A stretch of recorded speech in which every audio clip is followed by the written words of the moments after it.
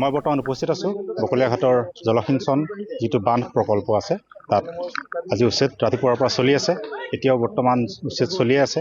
মোৰ কথিত সাংবাদিকগৰাকীক বৰ্তমানৰ পৰিস্থিতি দেখাবলৈ অনুৰোধ জনাম।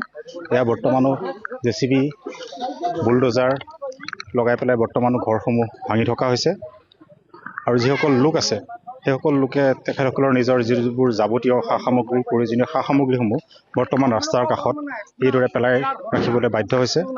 তেখেতসকলৰ লগত সৰু সৰু কণমানি বয়সৰ শিশু পৰা আদি কৰি বৃদ্ধ সকলো আছে। ইয়াৰ লগতে দেখিবলৈ পোৱা গৈছে যে যি 355 বিঘা মাটি জলসিঞ্চন বিভাগৰ এই মাথাউৰিটো দুই পাৰে আছে, সেই দুই পাৰৰ মাটি বৰ্তমান এফালৰ পৰা চাফা কৰি অহা হৈছে। আমাৰ ওচৰত এগৰাকী ইয়াৰে বাসিন্দা আছে যিজনৰ ঘৰ এই উচ্ছেদত তেখেতৰ ঘৰটো ভঙা গৈছে। আমি তেখেতৰ পৰা কথা পাতিব বিচাৰিম। আপোনাৰ ঘৰটো উচ্ছেদত ভঙা গৈছে। চাই লওক মই ঘৰটো, মোৰ ঘৰ একো নাই, এইবিলাক মোৰ ফেমিলি হয়। মই এইবিলাক ফেমিলি লৈ শুনি মই এতিয়া বৰ্তমান মই ক'ত যাম কওক আপোনালোকে, মই ক'ত যাম? প্লাছ যিটো মানে আমাৰ যিটো ভাঙিছে যেনেকা একদম হাতীপুৰা আৰু কলনী এভেকশ্যন যদি নহয় এইটো আমি নামানো। লাগিলে আমি ৰাস্তাত শুম, ৰাস্তাটো শুই থাকিম, যি হ'ব দেখা যাব।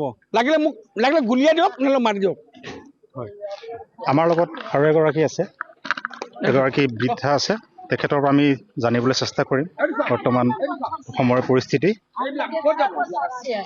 हम जानता है ये भी किसान का माटी है।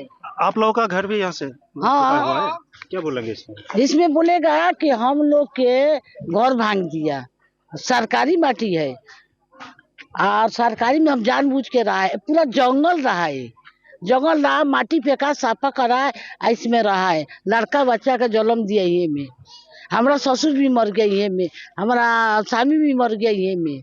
आप लोग कितने साल से 80 साल से 80 साल से है। इतना पूरा गत्ता रहा, घर का थोड़ा माटी रहा बेच के, अब जानता है जहाँ खाएगा कमाएगा वही में हमारा घर है। घर का थोड़ा माटी रहा बिक्री करके यहाँ में बसा लिया। अब हमारा 3 गो बच्चा है, कहाँ फेंकेगा? वो बच्चा के दुनिया का बच्चा है, कई को 3 ठो है, कई को 4 ठो है, कई को 4 लड़कियां है।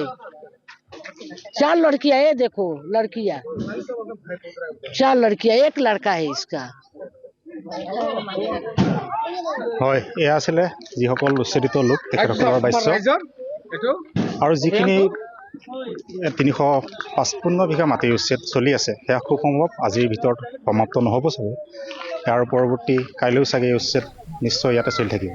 ঠিক আছে, আদিত্য আমাক সবিশেষ কথাখিনি জনাইছে, কিন্তু তাৰ মাজতে অহা খবৰটোৱে হৈছে যে বকলীয়াঘাটত উচ্ছেদ চলি থকাৰ সময়ত এজন লোক আহত হৈছে আৰু আহত হোৱা এই লোকজনৰ নাম হৈছে সুজিত দে। ভৰিত পকী দেৱাল পৰি আঘাতপ্ৰাপ্ত হয় সুজিত দে। লোকজনৰ ঘৰ ভাঙি থকা অৱস্থাতে ঘটনাটো ঘটে। পকী দেৱাল পৰি লোকজনৰ এখন ভৰি ভাঙিছে বুলিও জানিব পৰা গৈছে। লগে লগে চিকিৎসালয়লৈ প্ৰেৰণ কৰা হৈছে ব্যক্তিগৰাকীক। উচ্ছেদ চলি থকাৰ মাজতে যেতিয়া ঘৰখনত বুলডোজাৰ চলাইছিল তেতিয়া ব্যক্তিগৰাকী তাত উপস্থিত আছিল আৰু এখন দেৱাল খহি ব্যক্তিগৰাকীৰ ভৰি ভাঙিছে বুলি জনাইছে চিকিৎসকে।